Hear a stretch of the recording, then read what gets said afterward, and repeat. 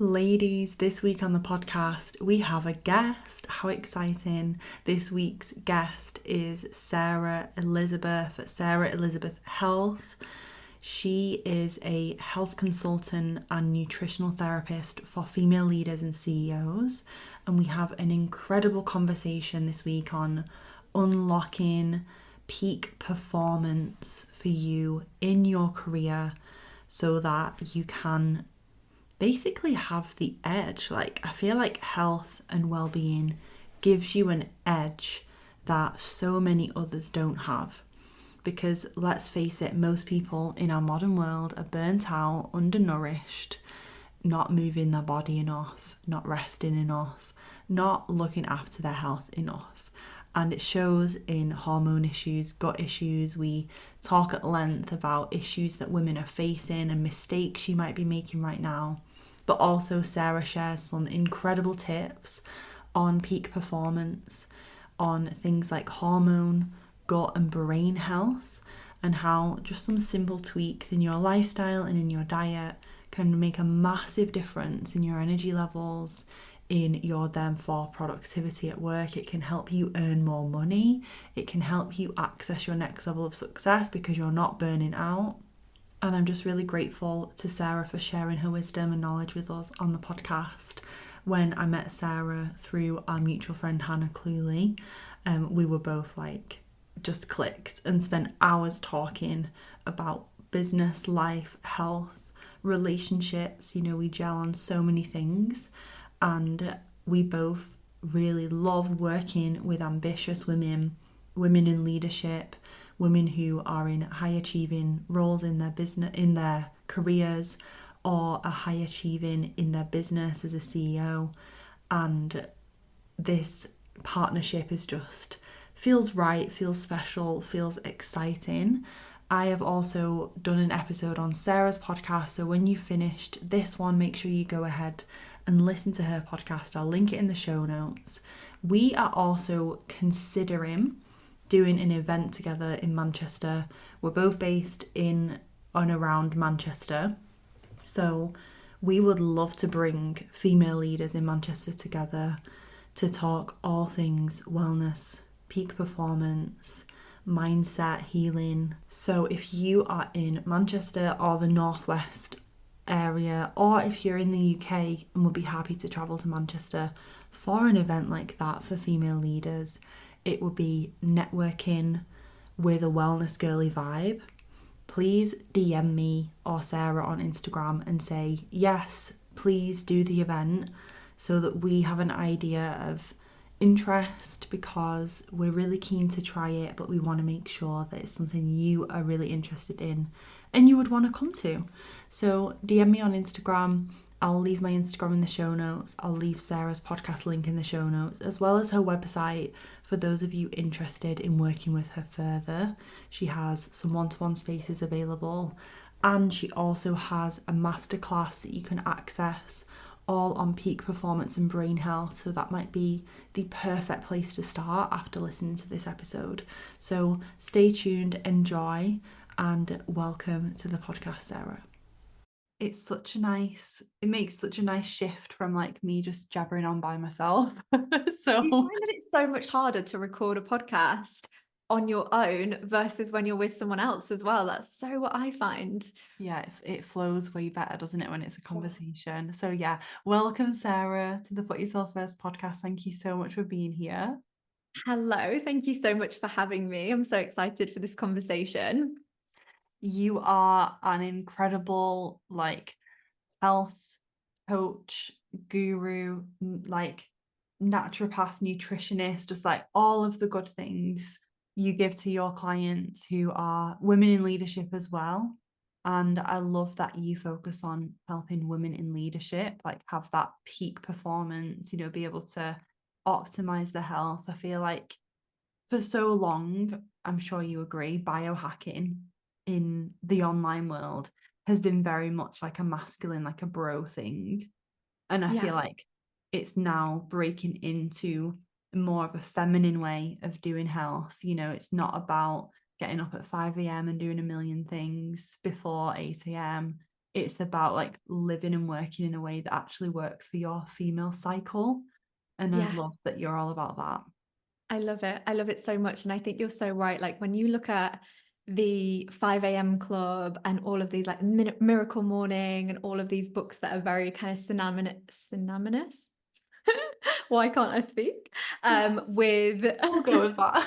We'll go with it. We'll go with it. With biohacking and productivity and being at peak performance, they're actually all written by men, which is wild because obviously as females, we still get to have this piece of the pie, right? We still get to be in good performance. We still get to feel great, but we might just need to do that in a slightly different way. And I think actually biohacking, I don't love that term, but like biosyncing, biohacking, that kind of thing for females is actually a lot more wholesome because we need to have this holistic view of, yes, feeling our best in our bodies and really having that intuitive, what's going on in my body, what does my body need, but also looking at the rest of your life as well and thinking about how is my social circle matching up with that. This is why, you know, our conversations always go so well because what we do kind of really meshes together so nicely. So yeah, peak performance for female leaders gets to be a whole holistic approach and suited specifically for our bodies, which I just think is so amazing and powerful when you start to delve into it. Yeah. And what you just said there about biohacking Yeah. reminds me of our recent conversation where we were talking about like, what should we talk about on these podcast episodes? Because I've done an episode on Sarah's, she's doing one here. And you talked about like you don't like the word hack. And I know Yeah. you use the word optimize, which I much prefer. So I feel like that's such a great place to start because I think so many women listening to this podcast in this world of social media where there's an abundance of supplements and quick tips and like seemingly quick fixes promoted on social media. Tell me more about like your disdain for the word hack and like how you approach lasting change with your clients. Yeah, I love that question. And this in itself is like a massive mindset shift for anyone who's listening, because I think unfortunately with the way social media is going, there's a lot of do this for good gut health and do this to balance your hormones. And it's very black and white. There's not really a lot of nuance and it's very prescriptive, but it's also very like off or on. There's no kind of nuance to the conversation. And as we know, in every other area of our lives, and for the female leaders who are listening, who have worked years and years on their careers, years and years on their relationships, you know, never in a million years did I think, oh, now I'm married, I never have to make any effort with my partner anymore. Like, we know that it's a continuous, intentional process, and it's exactly the same for your health. There is not one magic pill that you can throw onto your lap that is going to completely drastically transform your health. It's the concoction and the compound effect of daily activity. And, you know, running a business is exactly the same. You know that starting a business isn't enough. It's what are you going to do daily to maintain that, and to continue to, you're always wanting to invite new people in, you're always wanting to build relationships with those people, and then hopefully build long-term relationships with clients, customers, things like that. And your health is not separate from that. It requires that day-to-day work. And so I don't love the word hack because it gives the impression that like we're shortcutting. Shortcuts never last. I spent 12-ish years battling binge eating. And the reason that it became worse and worse rather than better and better is because I was off and oning with a lot of dieting, and trying to find the hacks, trying to find the quick fixes, trying to find the juice cleanses, the fasts, the, you know, the diets, I don't know if you ever remember like the Special K diet and just all of the trauma that comes back from all of those times. But searching for quick fixes does not work when it comes to your health. And it really just requires long-term mindset shifting and lifestyle change. And so that is the real biohack, is learning how to, you know, learning how to nourish your relationship with food, your health with the long-term game in mind. Yeah, I love that reframe, like like the perspective so many women listening will have on their business or their career. You don't get to like an executive role or a six-figure business or whatever it might be and then be like, oh, well, I don't feel like showing up to work today, and just expect it to stay successful. Yeah. Like it's a continuum, isn't it? It's all those habits and like how you show up day to day that is just creating and sustaining the success. And your health is absolutely the same. It's not like, oh, I'll just take these supplements or these pills for 6 months and then everything will magically go away, and then I never have to do any exercise, or I never have to make another salad ever again. Yeah, exactly. And I think I went through a lot of my life feeling that way. Like if I could just get to this, if I could just get to this. And the thing is that the goalposts move all the time. So there's never a point where you're like, okay, I'm happy. Similar in career, once you get to that executive position, once you have your 6-figure business, whatever it is, you're always thinking like, okay, what's the next challenge now? What's the next thing? Whereas when you're trying to do that with your health and you're like, okay, the next thing, it's helpful to a certain extent when you're thinking about your health, but if you're doing it from the perspective of like restriction, weight loss, it just the goalpost shifts all the time, and you just become in this kind of like chronically unhappy relationship with food, unhappy relationship with your body, unhappy relationship with your lifestyle, and that kind of causes this off-on mentality, which is just so unhelpful for your health long term. So I think one of the biggest mindset shifts that I had to make with my own health is that separation of weight loss, which is like, it's totally okay to want to lose weight. This is not about bad mouthing that, but separating it from feeling in optimal health and being in optimal performance and feeling capable and feeling physically able to do the things that you want to do and emotionally available for things, which requires nutrients in order to do that. So that shift can be really helpful. Yeah, and I love that you stand for that, especially as we both work with women who are super busy, like Yeah. have a lot going on and juggling a lot, and want more, like, and want the promotion or want to continue in that role or whatever it might be.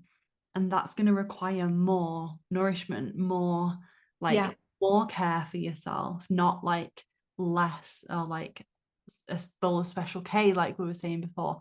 I want to talk about that more. I'm going to put a pin in it Yeah. because I want to hear about your personal story more. I don't think I've heard you share with me in conversation how you got into the work that you do, because I'm assuming from what you said that you tried a lot of things and then found what worked, and that's inspired your journey now and like working with other women too. But tell us Yeah. more about that. Totally. And I love that we're able to do this. So for those of you who are listening, Kat and I, we know each other, but we're friends. But we have only met a couple of times so far, and we've only had a few conversations. So I feel like when I got Kat on my podcast, I was asking all of those selfish questions, like, tell me all about your life, tell me about all of the things. And now you're getting to do the same. So that's really cool. So my story is a little bit different, whereby I wasn't necessarily it wasn't like I had a really, chronic illness that I was really battling. Mine was like a concoction of just lots of things that went wrong with my health. So I initially really struggled with binge eating. And I remember my first binge being at about the age of 11. And I really started, which is why I love your work so much. It started from that emotional place, right? It started as a way of me coping with the emotions that I was dealing with at such a young age. I'm one of 6. I grew up in a really turbulent household where there was just a lot going on. And I also moved to Poland when I was very young. So I was kind of a fish out of water, and we were moving around a lot. There was just a lot of turbulence happening when I was young. And I think the first time that I binged, I felt relief. And so it was not health related at all. It was really just like, this is going to give me some peace, some relief, and I felt joy from doing that. And then obviously, you're so young, you cap on that something makes you feel better, and of course, as human behavior has it, that's then what you turn to every single time you feel uncomfortable. And so that led on to this kind of 12-year journey of me really struggling with binge and overeating. Now obviously that's like a really pivotal point in your life, being like 11 years old and struggling with binge eating, because as you're growing older as a young female, you're then also watching TV and you're starting to read magazines and you're starting to see, all of the diet culture conversation that's happening on well, everywhere, because we're exposed to it from such a young age. And I started to kind of develop this connection between, oh, if I carry on eating this way, I'm going to have to like either over exercise, or I'm going to need to nip it in the bud during the day. And it got me into this really negative, toxic spiral of dieting, restricting. I'd tried every single diet under the sun. I used to secret exercise when I was younger as well. So it was like locking myself away and doing some really intense exercise to try and get over a binge. So I got into this cycle of chronic kind of overeating, flipping to over restricting, to then over exercising to make up for it. And I just got myself into this really bad spiral. And it's so interesting actually, because as I then became a health coach, I didn't think for a minute that anybody else would have had that experience. But it turns out for the majority of women that I've worked with, they actually have a history of this as well. And it's so interesting. Whenever I speak to someone else, they're always like, we could be talking about hormone health, we could be talking about gut health, we could be talking about brain health, which is kind of like the areas that I like to work in. I really enjoy the kind of performance aspects. But when I dig deeper with that client, there's always an issue with relationship with food, always, always, always, or there has been, and it's contributed to their symptoms. And that was very much kind of the boat that I was in. And then of course, when you're overeating a lot of usually quite inflammatory foods, right? Because no one's binging on like blueberries, they're often binging on like packet foods and things like that. So then what I found was that was contributing to a lot of other health concerns. I was diagnosed with IBS at a really young age. I used to go for days and days without going to the toilet, sometimes a week, and I'd be bloated and uncomfortable and feel so ill. And then I had really bad PMS. And you'll know from your own work on your own health that you've done that every single system in the body is connected. And so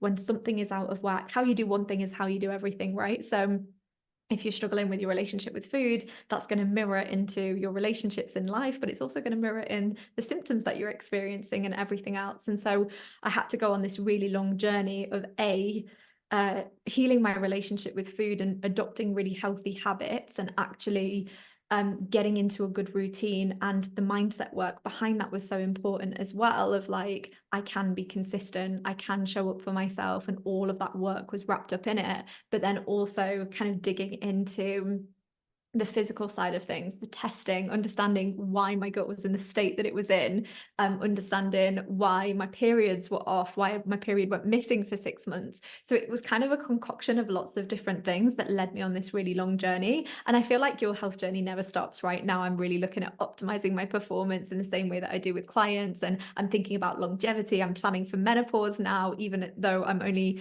31. I'm thinking about how do I want to live the rest of my life. So that's kind of the short story. And yes, that's where everything started. Yeah. And at what point did you feel like you really found your, I feel like there's always a light bulb moment when you're like, oh, not only have I done this for myself, but I also now want to help other people with it.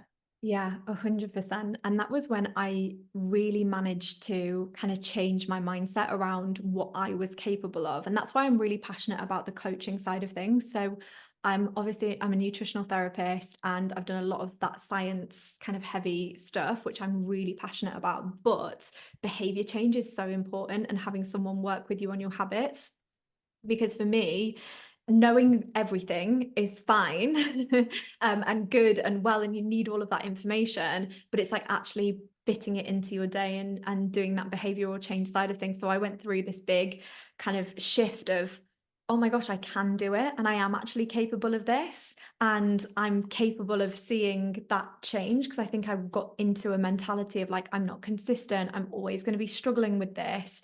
And I really had to kind of prove to myself through evidence. And I'm a really practical, I love that you're almost like the yin to my yang in a way, because I'm very like, prove it to yourself through evidence, show yourself daily that you're there, like take the action, blah, blah, blah, do the testing, figure out what's wrong, and then prove to yourself through evidence. And I know that you're very much around that mindset and kind of knocking down those blocks that are getting in the way of you experiencing, optimal health and all of those things. So I think that's why this conversation is going to be so powerful. Yeah, I love that. I love that.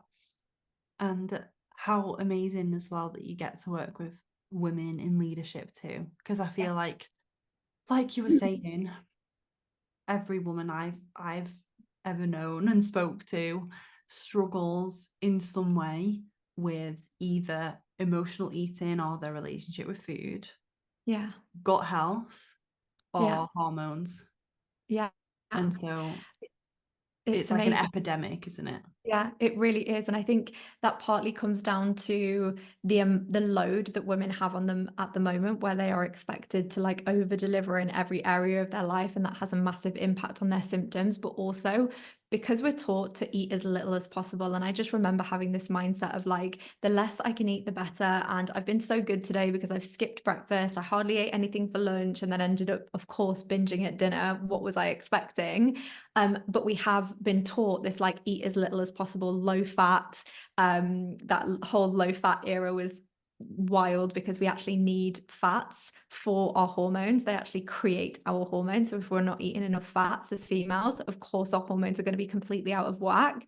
And so, you know, a lot of these things are kind of playing into each other. But yeah, I think it's such a pleasure to work with so many female leaders, because what I find with working with this specific group of women is that they're then kind of passing that along to their clients, to their teams, and the ripple effect of that is huge. And I know that we had that conversation when you were on my podcast and we were talking about the fact that, you know, when you set a boundary, you're then kind of showcasing to your teams, to the people who work with you, and to your friends and relationships, you've got permission to do the same. And it's so the same with health. When someone's showing up to work or they're showing up in their business and they're nourished, they feel confident, their skin is clear, their hair is long and luscious and has you know, it's very visible that they're giving themselves the nourishment that they need, it has a knock-on effect to everybody else that they are working with and dealing with, and everybody wants a slice of that too. So it is just amazing. I feel like I'm obsessed with what I do. Yeah, I love that. You have a glow, don't you? Like you have an inside out glow, Yeah. and like no amount of skincare products or makeup is going to replicate it. Yeah, 100%, 100%. And I think it's also going back to this idea of like taking action and doing the physical things. Nothing can replace that, although the mindset side of things is really important, from the, you know, the nutrition that you need. And one of the things that I'm always honing in with my female leader clients is the fact that like stress is emotional. Yes, stress requires that mindset work. Yes, but also stress is very nutritionally demanding on the body, and it's very depleting for the body. So when you have got a busy week coming up, the first thing that I think about when I've got my calendar and it's full of like meetings and I have a very full-on week, my priority in that moment is not where can I do my stress management practices. In that moment, my priority is how do I fuel myself correctly so that I am not being depleted by the week that I'm having. Because I know that my minerals are being depleted as soon as I'm under more stress. I know that I'm going to need more nutrients. I know that I'm going to need better recovery. I know that my boundaries are going to need to be stronger. So as soon as I'm seeing that in my calendar, I'm like, right, what am I going to eat? Basically, how am I going to eat to fuel myself? And I think that mindset shift is really where I saw a change in my own health, because I went from thinking, how can I be as little as possible, to how can I take up as much space and have as much energy and have as much vibrancy as possible. And that shift felt so expansive and so good. And I think it's just so amazing to see more and more female leaders having that mentality of like, no, I don't want less, I want more actually. And I'm here to claim more. Yeah, and so many women, like women I work with, women I see in the workplace, even like I was thinking about my mum growing up and how like busy she was in her career. So much of it was like, oh, like that tiny pocket of time that I have at the end of a meeting, or the 5 minutes, or like shoving a sandwich in my face, like in the car on the go. It's like the fuel of those women fits into like the tiny little crumbs and crevices of their life, of Yeah. their schedule, rather than what you've just described, which Yeah. is actually looking at the week. It's a busy week. Where am I like claiming that time back to make sure that I've had a really good breakfast, or I'm getting a proper lunch break, or I'm getting out for a walk, and like you're doing those practices that you know you need to do. I feel Yeah. like that is like revolutionary, which it shouldn't be. Yeah, totally. It's so when you think about it, it's kind of like, yeah, of course I need to do that. But I think a lot of women are still in that mentality of like, I'm going to over deliver, and whatever, exactly like the wording you put there, whatever crumbs are left, I'll take those. And it's like, especially when you're in a leadership position or when you are running a business, you need to have the opposite, right? You need to have the opposite mindset of like, how can I lead from that place of overflow? And overflow to me means you're well nourished, you've done your own movement of some kind. And that doesn't mean killing yourself in the gym or whatever else. What that means is, how do I come in my best energy so that when other people are around me, they want to be around me? I think a lot of female leaders as well, and this is some of the conversations that I tend to have with my community, is like, Sarah, but I don't have time to take care of my health. I really don't have time. Like, I'm really struggling with time.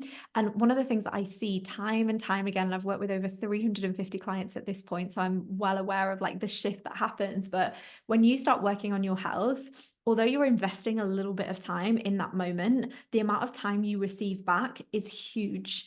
Because on the days that you are well nourished, you've eaten your high protein breakfast, you have slept well, you've recovered, you've done your movement for the day, you get so much more done in terms of tasks and productivity than you would do if you had been on your phone first thing in the morning, scrolling and jumping from meeting to meeting, not hydrating yourself, and all of those different things. And especially if you're being held back by symptoms. So that's something that I see so commonly with females in leadership, is that like, okay, I don't feel myself for 2 weeks out of the month. And so that's 2 weeks out of the month that I just feel like a complete alien. It's like, how much time would you have back if those symptoms weren't happening? Or, you know, one of my clients mentioned to me not too long back, she was like, Sarah, when I'm in Zoom meetings, I'm literally sat there, all I can think about is how bloated I feel and how much I just uncomfortable I feel in my body. And I'm just taking like time away. I'm not present in that meeting at all because I'm thinking too much about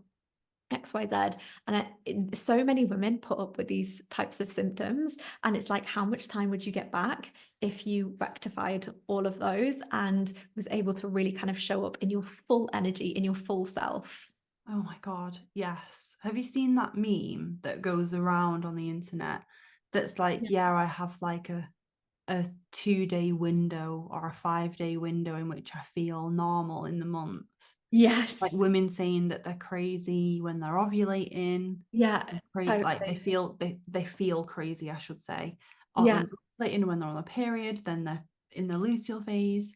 Yeah. I see that and I'm like, that's not normal. Well, yeah. And so Yeah. many other women in the comments like, yes, this is me, and it's like almost to become a bit of a joke, and then I feel like Yeah. it's normalized, and then Yeah. it's when it's normalized, that's dangerous, because then if Yeah. everyone's like, oh yeah, everyone has gut issues, everyone has horrible periods, everyone feels Yeah. like a crazy person for like the entirety of their cycle apart from 2 days, I'm like, really, like, are we just going to put up with Like, that? no.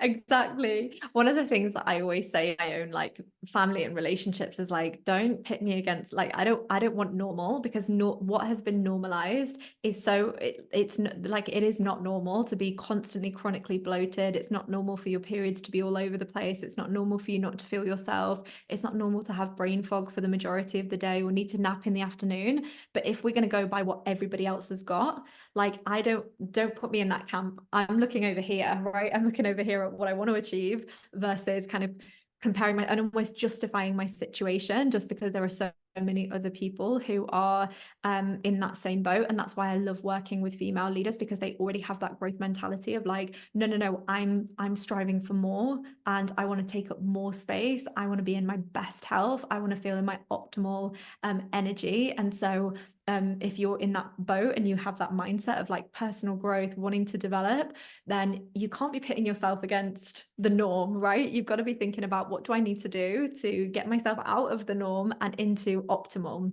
which feels so much more exciting for me. Yeah, I love that. So let's dive in to optimal health, optimal performance, Yeah. optimal fuel for performance, Yes. fuel and lifestyle stuff.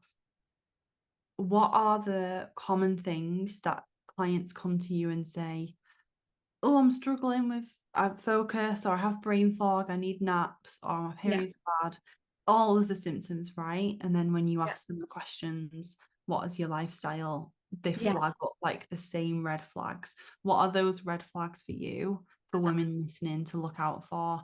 Not in, and by the way, girls, we're not saying you're really bad for doing these things. It's more like that awareness that we were talking Yeah. about before. Yeah, totally. What are those things that you can kind of call people out on, basically? Yeah, totally. And do you know what's really interesting? Sometimes they are physical symptoms, absolutely, but sometimes they're very practical things that people are doing. So, for example, if you have to listen to everything on double speed, girl, your body needs a break. Your body needs to slow down. Your nervous system is so cranked up.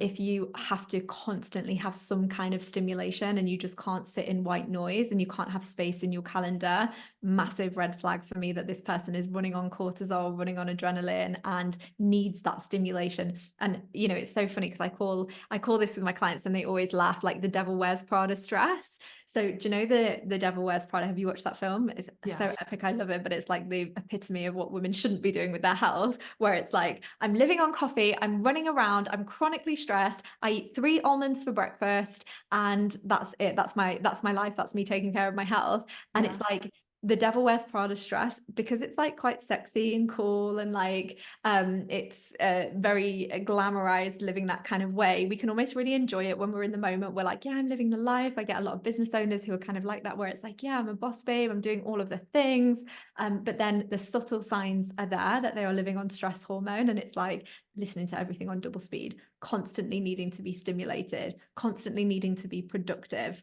Everything needs to have ROI, not being able to just sit and do something for pleasure, right? These are all kind of symptoms of your body being out of whack and being depleted, and needing that stimulation in order to function. So that's kind of like the very kind of practical things that you might be doing on a day-to-day basis.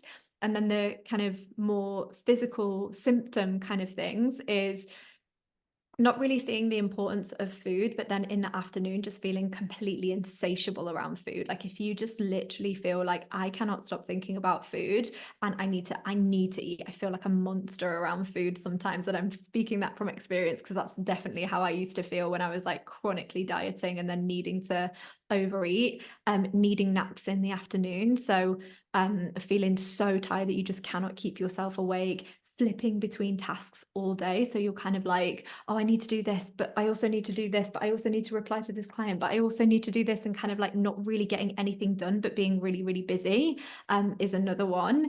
Not going to the toilet regularly. We need to be going 1 to 3 times a day. Like, oh, there are so many different symptoms that I see all the time. And I'm like, I'm starting to really get a picture of this person's lifestyle now, and the fact that there's a lot of like stress, and everything leads into everything else. So it's really difficult to kind of pinpoint like one system in the body. It's like all of them are contributing to each other. Yeah, absolutely.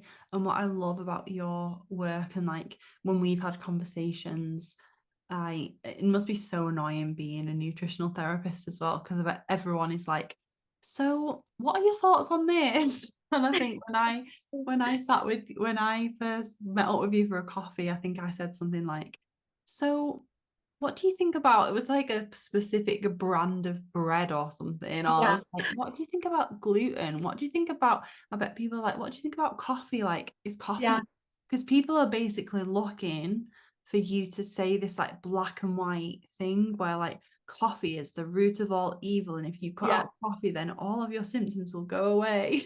It's like, And we're I used to love that seeing you that stand, everywhere. yeah, I love that you stand for like, well, no, like that might be something that contributes if you have loads of coffee, Yeah, but it's more likely to be like a full picture of your lifestyle. And I love yeah.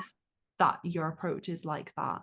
Yeah, totally. And one of the things, because I know that that's not massively helpful on a podcast where you're trying to give advice and you're trying to give support to like a big group of people. So there are absolutely things that you can do to optimize your health. But I think what would be really powerful, and a really powerful exercise for me, was tracking my food, and not tracking from the perspective of like calories, like immediately my body shuts down when I have to think about numbers around food or anything like that. But I started tracking what I ate, how I ate it, and what I felt following on from eating that thing, right? And that was so healing for me, because what I recognized in my own body is how certain things were making me feel, but also the fact that sometimes I would be in the same food, but the way that I was eating it changed the way that I was digesting that food and the way that I was absorbing the nutrients from that food. So for example, I could eat the most nourishing meal ever, but if I'm sat in front of my laptop, answering a load of client messages, trying to get 3 things done at once, the way that I'm going to digest that food, or potentially not digest that food, is going to be completely different to when I have sat at the table, I've taken a minute away from my desk, I'm breathing, I'm concentrating on my food, I've had that like practice of mindful eating. They can be completely different. And so there's a lot of nuance to the conversation, but I think it's so helpful for every female leader to go through the process of being like, how do I feel when I do X versus when I do X? And what have I learned about my own body from there? And the thing that I love about working with women is I always want to send women away, not only with a protocol of like, this is what I want you to go away and do. I explain the science behind everything. They never go away and think, I'm doing that, but I don't really know why. It's like, why do you have to go away and do that? What is that actually doing in the body? And I think it depends on your relationship with food as well, because I know that when I first struggled with binge eating, if somebody would have said to me, for example, cut out this or cut out that or stop eating this, I would have found that really triggering, and I would have ended up binging on that food, because there is that element of like, the more that you restrict, the more there's like an emotional attachment to that food. So I think it's important to evaluate where you're personally at, and that's where that awareness piece is so powerful. It's like, if you're at a place where you're not sleeping well, you're not eating 3 meals a day, you're not balancing your blood sugar, and you haven't got a handle on all of your kind of really chronic symptoms that are really disrupting your day-to-day life, that's where you need to pull back and really focus on doing that before we go into that optimization piece. So it's like figuring out, am I in my foundations era or am I in my optimization era? And sticking in that camp, because there are so many people that come to me and they're like, I've been doing the parasite cleanse, I've been doing this, I've been doing that, I've been doing the other, and I'm like, cool, are you sleeping? No. Yeah. Right. We need Yeah, to I was thinking as you were talking about like the ice baths that everyone's yeah, so obsessed with now.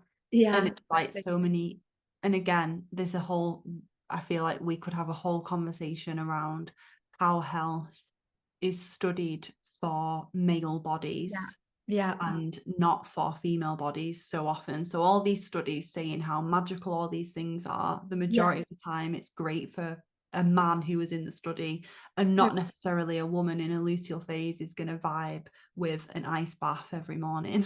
yeah, Like, but yeah, women are out here like doing an ice bath or like doing some sort of biohacking thing like we were talking about yeah, at the beginning, but then like surviving on coffee all day. And it's yeah. like this shit isn't adding up. Like you need to go back to basics. Yeah, totally. So all of this, I love this conversation around cold therapy, because again, it's so like nuanced. So this is really based on a theory called hormesis. I don't know if you've ever heard of it, but hormesis is basically like this process of exposing yourself to mild stressors so that your body can kind of stretch and kind of react in a way that's going to benefit your health overall. So exposing yourself to mild stresses intermittently to support your body in being more resilient to stress overall, right? So this is where the premise of this cold water kind of bathing cold therapy comes from. And so if you are a female leader and you are already chronically stressed, you're running from meeting to meeting, you're not eating enough, you're living on coffee, a cold, you're under enough of that stress, like that's enough.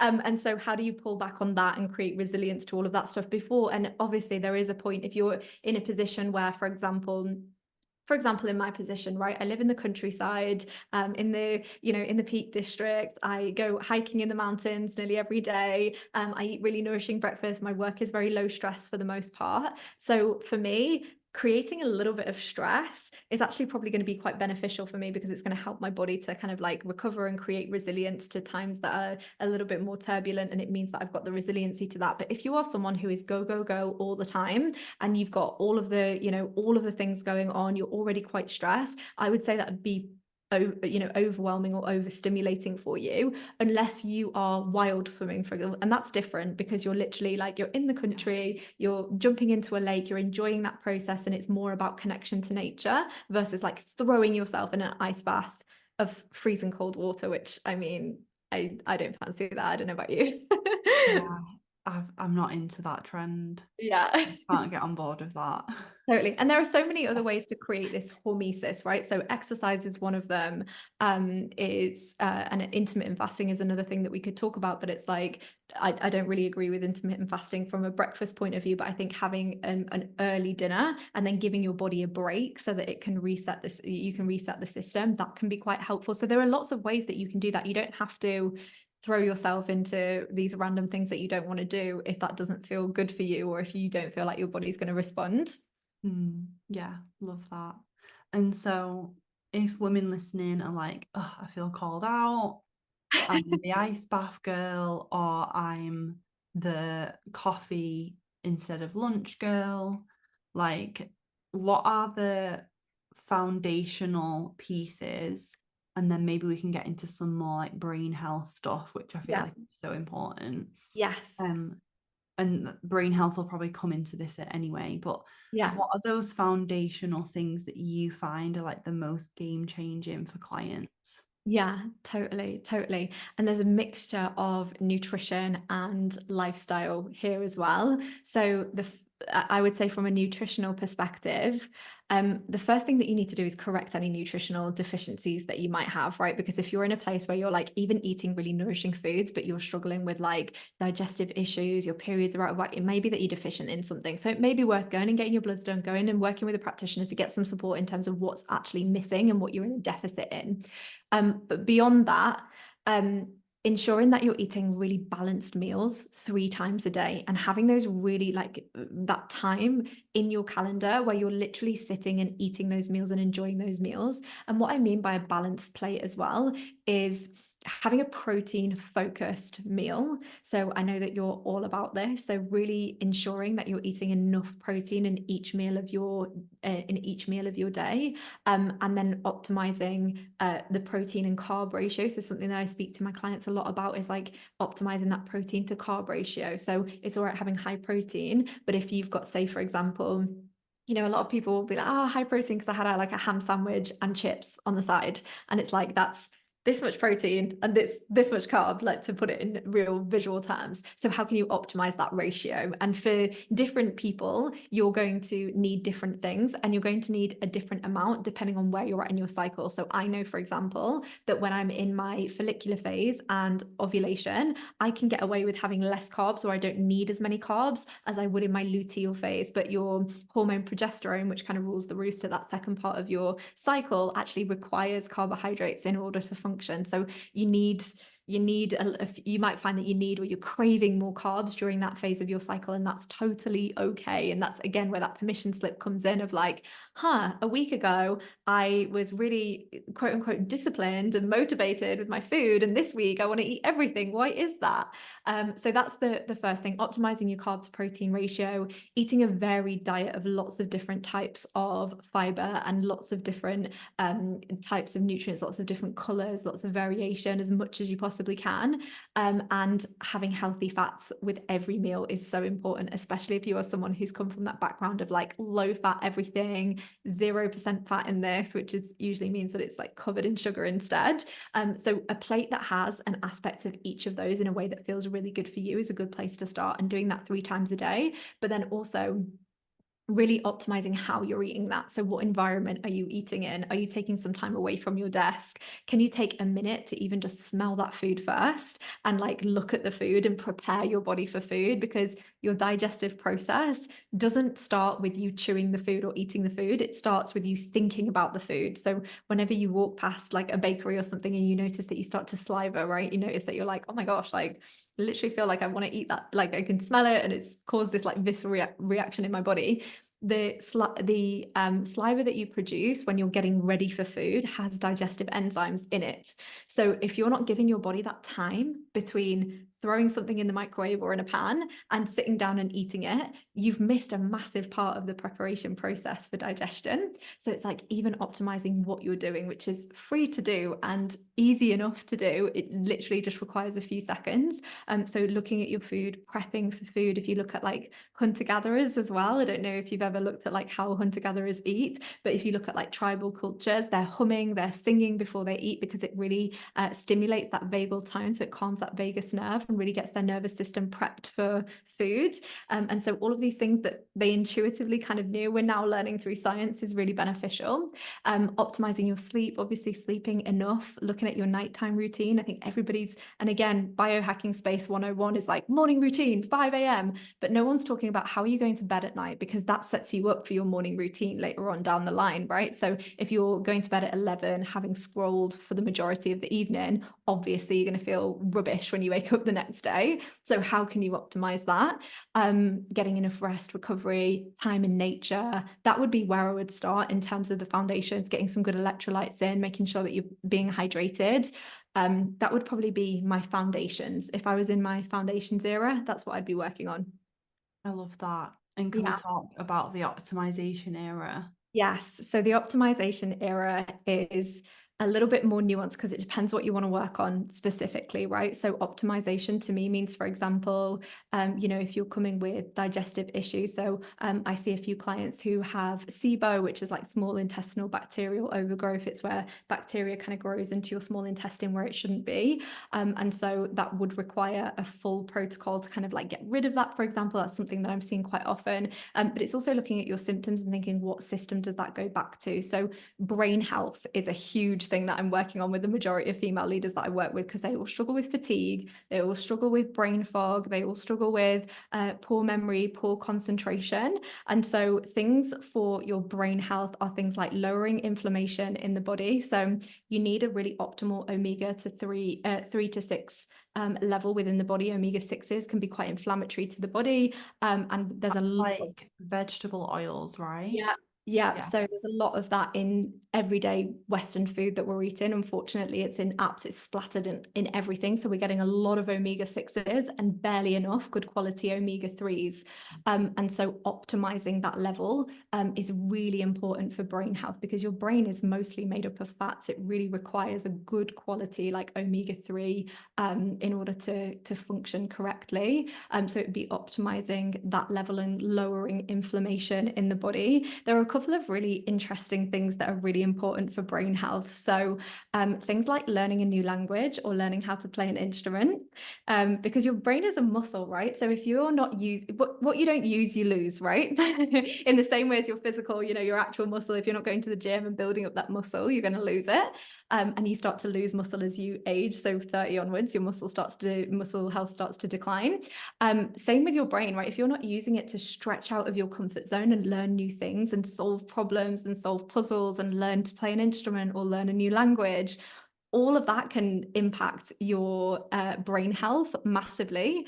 Another one that's it's so wild, isn't it? It's literally so wild. I'm so glad I do Spanish on Duolingo. There you go. That's perfect. And this is the thing, it doesn't need to be like really, it's not adding loads of things to your to-do list, but how can you gamify it and enjoy it, right? So luckily I'm in a field where I constantly have to be learning and reading new studies and things like that. And I guess you are constantly doing that as well. But learning something completely new that's completely out of your comfort zone is so powerful, and maybe that's going to give you the excuse to learn that instrument that you wanted to do when you were younger and you never got the opportunity to do. I recently hired a tennis coach and I'm learning to play tennis, and that coordination is so good for your brain and keeping your brain active as well. In fact, I read a study that shows that tennis players actually live 7 years longer than normal people, so that's really interesting. So like, I don't know if it's something to do with the hand-eye coordination or the fact that they're moving more. So there are so many different things there. A few other things that I find so interesting, and I've been doing a lot of like delving into, I love brain health. It's like literally my favorite thing, is social isolation or loneliness is an absolute killer for your brain. So there have been links and scientific studies that show the link between Alzheimer's and social isolation and loneliness, and not having that sense of purpose, not having that sense of I need to be a part of a community. And so and one of the things that I was looking at, because obviously I work from home and I'm alone quite a lot, right? So I was looking into does this count if you don't feel lonely? Maybe you're in a community, but it's a virtual community. And actually research is showing that it's actually more beneficial for it to be in person, right? It's more beneficial for you to have in-person community and in-person connection, which is really interesting and was like a real hit for me, because I feel a real sense of purpose, but unfortunately all of that is online for me and for the most part. And actually, I think having those in-person connections with your community is really, really important. So getting involved with groups of people that you really resonate with physically, and you can physical touch is really important for brain health. So there are so many different like lifestyle things that you would just be like, what, that makes no sense, but have a massive impact on your longevity, because when we start looking at brain health, we're really thinking about your health span, and how long, not how long you live for, that's a lifespan, right? But your health span is how well do you live for those years. So I fully aim to still be alive when I'm 100 and active and running in the mountains, hopefully somewhere in the Alps, in a little kind of cabin in the middle of nowhere, with my family and community and whatever else. I want to live that way. Like, I'm not really interested in extending my years if that's going to be, you know, me feeling really restricted, me not being in good health. Like, there's not really much point in extending your lifespan unless you're really thinking about, what about my health span? What about how I'm going to feel towards the end of my life? Do I want to be feeling in good health? So this kind of goes back to like the blue zone studies and things like that as well, which can be quite inspiring to watch. If you haven't seen that series on Netflix, I definitely recommend, because it's so inspiring to see how people are doing that. Sure. Anyway. Oh my God, so many good So tips. much. Thank Yes. you. What's your, this is such like a typical question to ask a nutritionist, but what are your like favorite go-to meals on a busy work day? I feel like everyone listening is thinking that.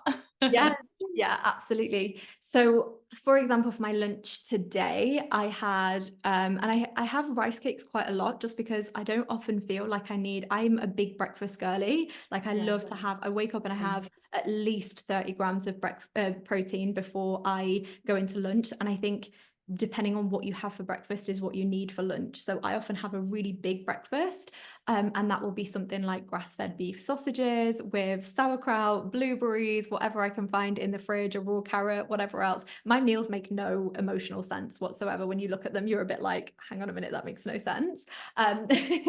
But they make nutritional sense, and that's what's important. So for lunch, I might have something a little bit lighter because I don't necessarily need loads. So I have either rice cakes or sourdough bread or something like that. With today, I had mackerel. Sometimes I have wild salmon. I like to top that with rocket. Rocket's really good for your digestion. Anything bitter that can really stimulate your digestive juices can be really beneficial. I had broccoli sprouts today. So again, nutrient powerhouses, and broccoli sprouts are so easy to get hold of, and they're such great little additions to your meals, and pumpkin seeds. So that's what I had for my lunch today, but it really varies. Sometimes it's literally, you know, I'm a really big fan of the slow cooker, and I'll make a big meal in the slow cooker and I'll just heat it up the next day. But say if I make a chili, I won't have the rice the next day, because I don't necessarily need as much as I would say if I hadn't have eaten a decent breakfast or whatever. So I think it massively varies, but there's always some form of like heavy protein, lots of fiber, always lots of variation. I always look at my plate, and I think this is a really good way of navigating your food, is like, look at your plate, and whatever you've put on there, ask yourself, what can I add? So rather than looking at your plate and being like, oh my gosh, am I allowed to eat this much? Should I really ask yourself, what can I add? So I'll literally sometimes open the fridge, look at my plate and be like, right, what can I add to this?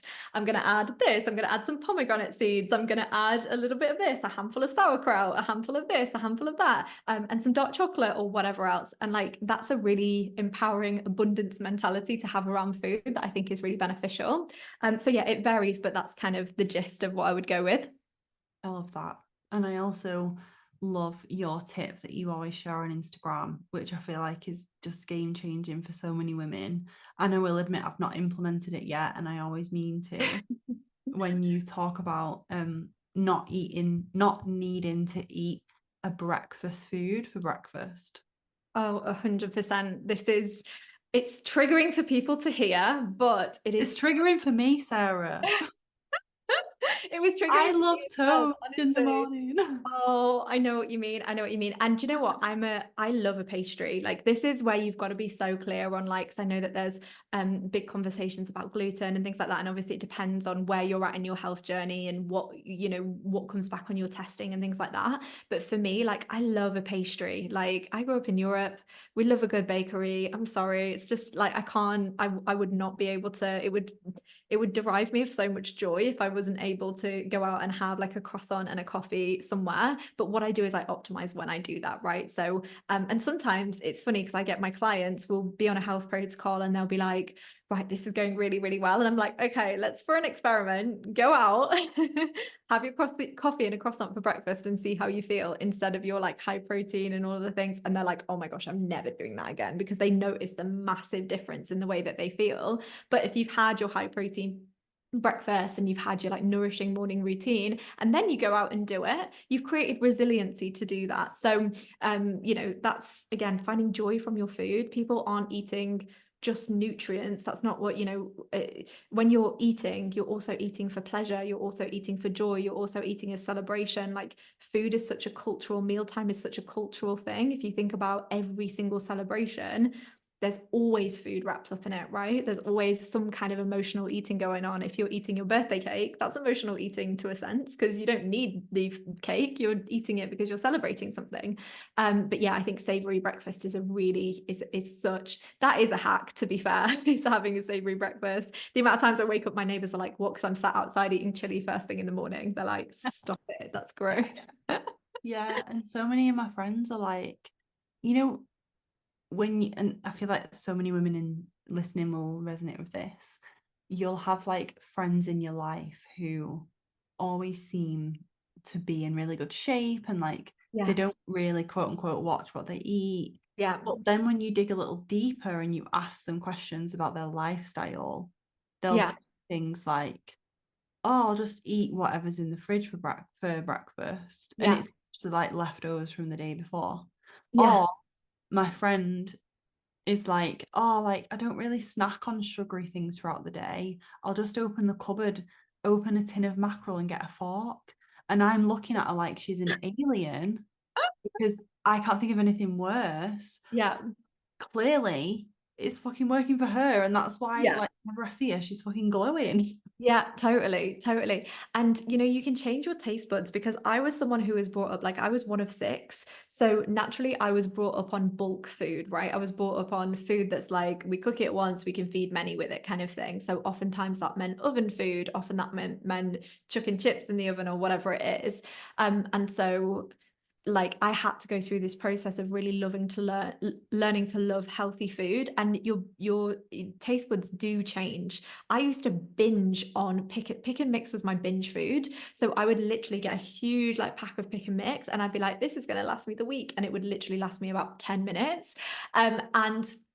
And now, even if I have like a small handful of pick and mix, and people are going to feel so like I would have felt triggered listening to myself back then because I have literally a tiny handful and I'm like, oh, that's really sweet. I can't eat anymore. It gives me headache a little bit later or whatever else. And it's like you can train your body. You don't have to, the way that you feel, in the same way as your thoughts, right? It takes a while to recreate those neural pathways, but you can train your thoughts around food and your taste buds in the same way as you can change your thought process in terms of like your mindset and things like that. So it takes time and you have to go through that pain barrier of everything feeling really clunky and annoying and just like, oh, this feels really uncomfortable for me. But eventually you get to a point where that's your norm and everything else is a nice on the side. So yeah, but I love that when you sometimes when you look at people, and it's the same, you know, I was brought up in Poland and their standard is like real gut healthy food, so like slow cooked food, sauerkraut, bone broth, bone marrow, like all of these things that are really nutrient dense that we're a bit like, oh, gross, but actually they're really beneficial for us, and you know you can learn to love them over time. So start slow. Don't expect yourself to be eating like beef liver for breakfast anytime soon, but like give yourself a little bit of Oh my God, yeah, yeah. Well, I think I told you this when we met up, but I feel like you've got to pick what you already enjoy yeah. that fits the bill and start implementing that. So for me, it's chicken. It's like such an Yeah. easy thing to prep. Yeah. have it in the fridge, nice seasoning. It's like that's available anytime. So I'm Yeah. literally snacking on that throughout the day. Yeah, totally. And you're doing right there by just picking something that feels doable. Like, don't overwhelm yourself. Give yourself, give yourself like beef sausages is a really good one as well, because it's like people are used to having sausages for breakfast, but if you can get some grass-fed beef sausages, I really love the Ethical Butcher. I don't know if you've heard of them, but they are a grass-fed regenerative farm, and they deliver everywhere in the UK. And I really stand by them as a brand. And I order all of my stuff from them knowing that it's going to be the most nutrient dense possible. They also do a mince that's mixed with beef liver, and you can't, because I don't like the taste of it, but it's such a nutrient powerhouse. So I will order it in the mince, and then I just make a normal chili. I can't taste it, I don't know it's there, but I know that I'm getting the nutritional benefits from it. And so, start your day with like beef sausages or something, and then add, if you want to add an egg, and have your toast, like have it for sure, but like have it alongside all of those other things. And then, I love coffee, so I won't give up coffee, but like I will have it after breakfast instead of like first thing as soon as I wake up. I'm more likely to eat my breakfast, go for a big hike, then go and sit down and have my breakfast, just coffee just before I do my work or whatever. So, it's not about cutting loads of things out. It's about optimizing what you're already doing and tailoring it to what your goals are and what you want to, how you want to feel. Yeah, amazing.